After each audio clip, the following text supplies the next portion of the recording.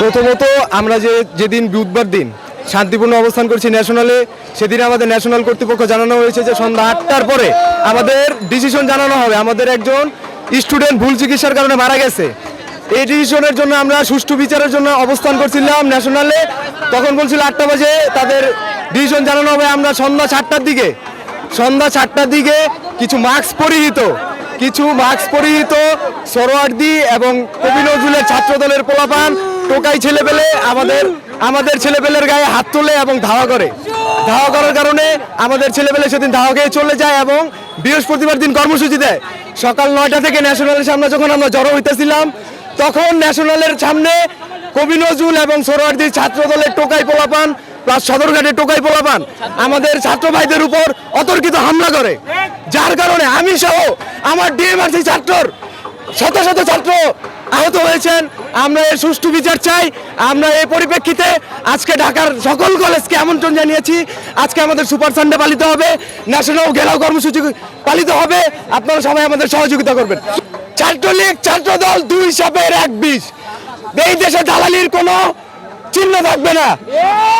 সবাই সাধারণ ছাত্রটাকে থাকতে হবে, কোনো লীগ নয়, কোনো দল নয়। ছাত্র হলে ছাত্রের মতো থাকতে হবে।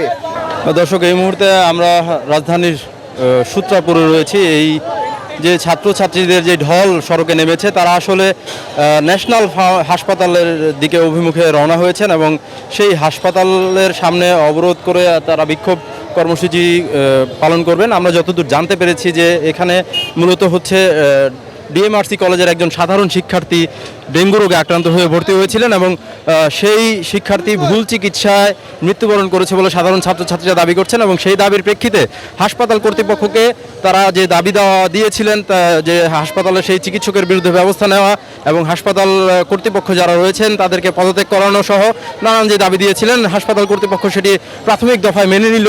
পরবর্তীতে রাজধানীর কবি নজরুল কলেজ এবং সোহরাওয়ার্দী কলেজের বেশ কয়েকজন দলের নেতাকর্মীরা মুখে মাস্ক পরে তাদের উপর অতর্কিত হামলা চালিয়েছে, যেমনটি আমাদেরকে শিক্ষার্থীরা জানিয়েছেন। তো আসলে তারা যেটি বলছেন যে আসলে ছাত্র দল কেন সাধারণ শিক্ষার্থীদের উপর এরকম বর্বরোচিত হামলা চালালো এবং যেই হামলায় অর্ধশতাধিক সাধারণ শিক্ষার্থী আহত হয়েছেন, তার বিষয়ে ব্যবস্থা না নেওয়া পর্যন্ত সড়কে অবস্থান করবেন এবং এই সড়ক ছেড়ে তারা যাবেন না তাদের দাবি দেওয়া আদায় না হওয়া পর্যন্ত।